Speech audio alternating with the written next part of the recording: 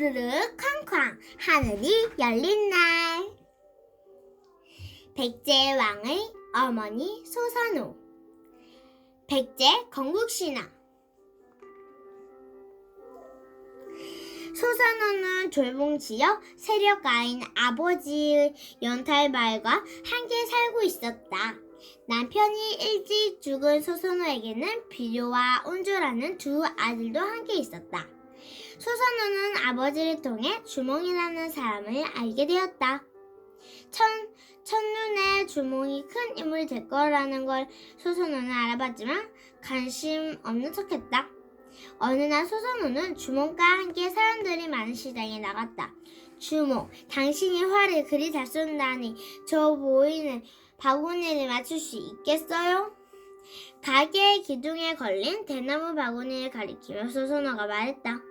네, 물론입니다. 주몽은 소선호가 자기를 우습게 본다고 생각했다. 바구니는 20걸음도 안내 가까운 곳에 있었기 때문이다. 주몽은 소선호의 말대로 활실을 당겨 바구니를 겨냥하려고 했다. 하지만 시장의 많은 사람들의 바구니를 가려 아예 보이지 않았다. 길 좀 비켜주시오. 주몽님께서 화살을 쏘십니다. 비켜요, 비켜. 주몽은 항상 따라다니는 물고기 사람들을 미치며 말했다. 주몽이 누군데 왜 장사를 방해하는 거요? 시장에 있던 사람들은 우르르 몰렸다 들어 따지기 시작했다. 물고기 환상구준 얼굴로 놀아봤지만 사람들은 더 모여들 뿐이었다. 주몽은 이내 화살실을 내려야 했다. 그럼 제가 한번 맞춰보겠습니다. 잠시 길을 좀 내줄 수 있겠어? 소선호가 화를 내며 사람들에게 말했다. 소선호님이 하시는 일인데 어찌 우리가 방해할 수 있겠습니까? 사람들은 소선호를 보자 반가운 얼굴로 길을 비켜주었다. 소선호는 이 지역의 사람들에게 덕망이 높고 정념망는 인물이었다. 소선호는 뻥 뚫린 길에서 활을 쏘아 바구니를 정확히 맞추었다.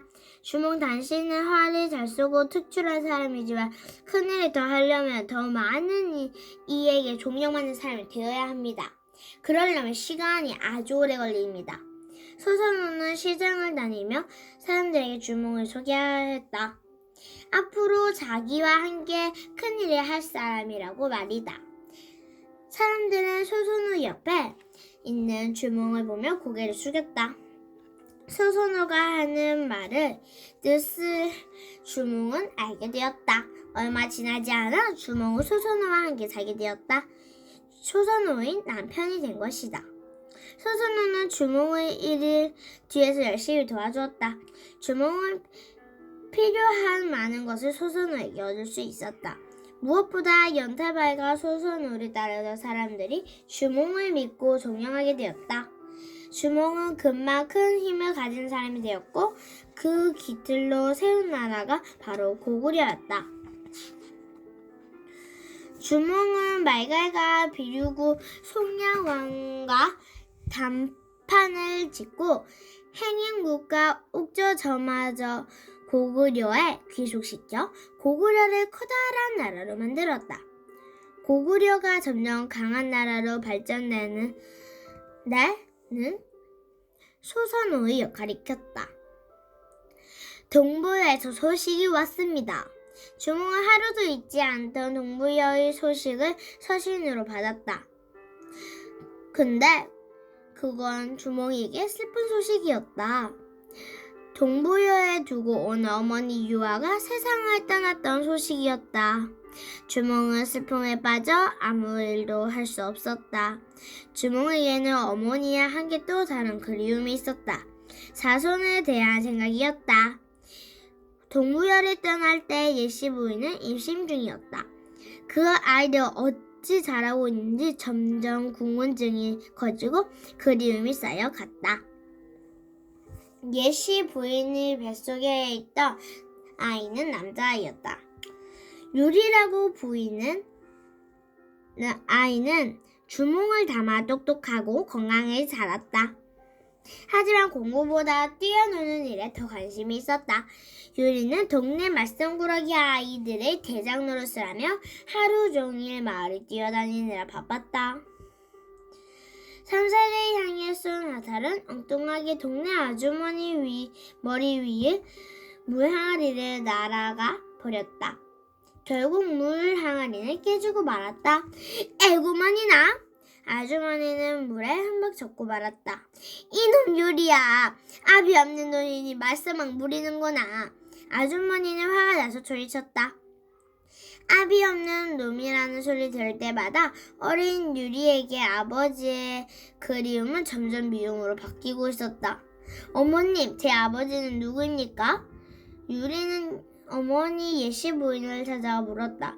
내 아버지 얘기를 즐거 비밀로 하였다마는 이제 너도 다 컸으니 알아야겠구나. 예시 부인은 유리의 눈을 똑바로 쳐다보고 말이었다. 내 아비는 고구려 왕이니라. 유리는 눈을 커다래졌다. 믿을 수 없다는 듯 고개를 흔들었다. 내 아비는 비상한 능력을 가지고 있어 동별에 떠날 수밖에 없었단다. 그 능력이 있는데 왜 도망치러 우리를 버리고 한 것입니까? 여기다 와서 왜 우리를 지켜주지 못한 거죠? 여기다 받들어 키워주시 그 바박을 배신해야 했을 것이다. 은혜를 배신으로 갚을 수 없지 않느냐. 어찌 되었거든 어머니와 저는 버림받은 게 아닙니까? 유리가 눈물을 글썽거리며 말했다. 너는 버림이 맞지 않았어. 내 아비는 너를 위해 증표를 남겨두었단다. 예시 부인은 유리의 손을 잡고 말했다. 증표요? 그게 어디 있단 말씀입니까? 그것을 칠각형을 돌 위에 서 있는 소나무 아래에 감춰두었다고 했다. 칠각형을 돌 위 소나무요? 유리가 고개를 가웃거리며 물었다. 나도 그게 뭔지 모른다. 더 이상 멈거리지 말고 그걸 찾아 내 아비를 만나라. 너는 너의 길이 갈 길이 있느니라. 예시부에는 유리 등을 떠밀었다. 예전에 주몽을 내려보듯 이 가슴이 아팠지만 아들은 운명이 있다고 믿었다. 예시 부인이 유리가 방을 나서자 문을 꼭 닫고 뒤를 돌아앉았다. 유리도 예전의 주몽처럼 절을 올리고 집을 나섰다. 그때부터 유리는 산이나 산을 모두 오르내리며 칠각형의 돌 위 소나무를 찾아 헤맸다. 하지만 산골짜기 어디에도 그런 소나무는 찾을 수 없었다. 며칠을 그렇게 헤매고 다니던 유리는 결국 다시 집으로 돌아왔다.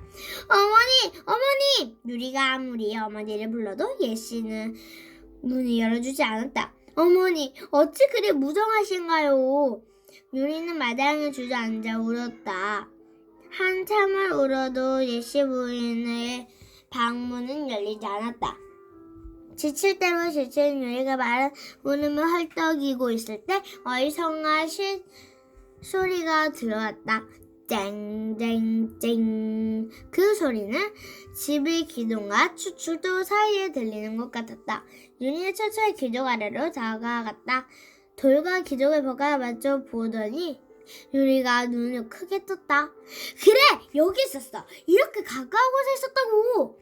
유리가 기뻐하며 소리쳤다. 기둥을 받치고 있는 주춧돌의 모양이 칠각형이었다. 기둥은 소나무로 만든 기둥이었다. 그 아래에서 새가 부리치는 소리가 들려왔고 유리는 곧 그 아래 땅을 파보았다. 마침내 땅속에서 부러진 칼 한 조각을 찾았다.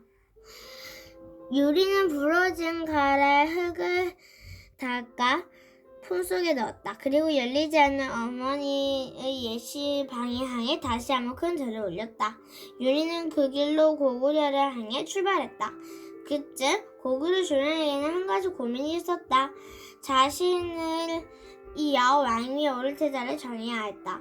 주몽의 소선의 아들들이 비류왕조를 사랑했다. 비록 자손의 피줄을 이어받지 않았지만 친아처럼 아꼈다. 주몽은 이제 비류와 언주주 태자를 정해야 한다고 생각했다. 하지만 어머님이 돌아가신 소식을 들은 후 다시 핏줄을 잃어받은 아이가 자꾸 떠올랐던 것이다. 왜 서둘러 태자를 정하지 않는 것인가요? 소선호가 주몽에게 물었다. 조금만 더 기다려보시오. 내 결정하리라. 소선호는 당연히 비주와 원조 중 하나가 고구려를 다음 왕이 될 거라고 생각했어. 그러나 그때 유리가 찾아왔어.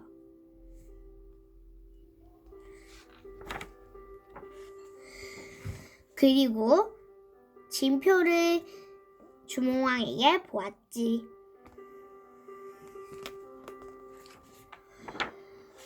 그리고 그것을 본 왕은 기뻐서 소리 질렀어.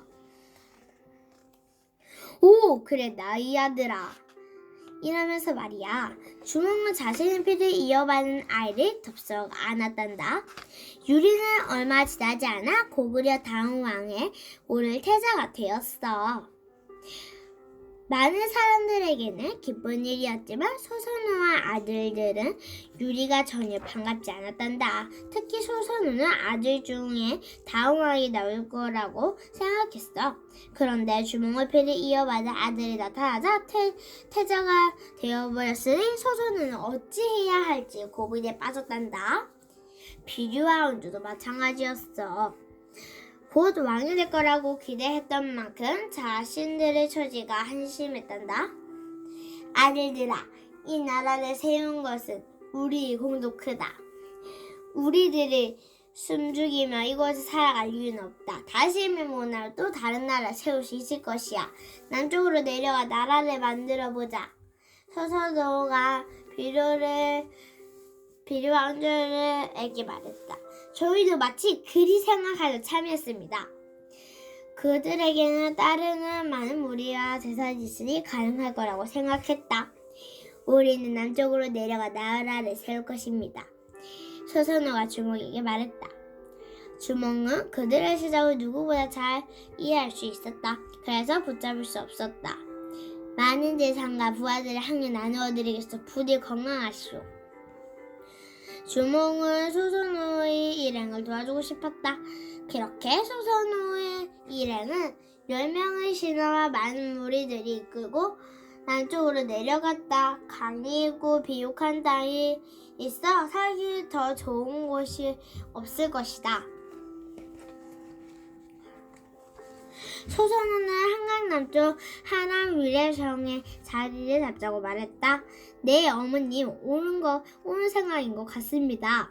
원조는 소선호의 말에 따랐다. 제 생각은 다릅니다. 앞으로는 바다를 지배하는 나라가 더 크게 될 것입니다. 비류와 행주가 말했다. 저는 서쪽 바닷가에 자리 잡고자 합니다. 도전적이고 밀어붙이는 성격을 가진 비류는 뜻을 굽히지 않고 자기를 따른 사람들과 미추홀로 갔다. 비류는 소선호를 벗어나 스스로 뭔가를 이루어낼 자식도 있었다. 원조는 왕이 되었다. 나라의 기반을 세우는데 중요한 역할을 할 10명의 신하가 있었다. 그래서 나라의 이름을 십제라고 지었다. 원조왕은 비옥한 땅에 농사를 지어 해가 갈수록 풍족해지는 나라를 만들었다. 나라의 힘은 점점 커져갔고 사람들이 하나둘 십제로 모여들었다. 미추홀 쪽에서도 사람들이 찾아오기 시작했다.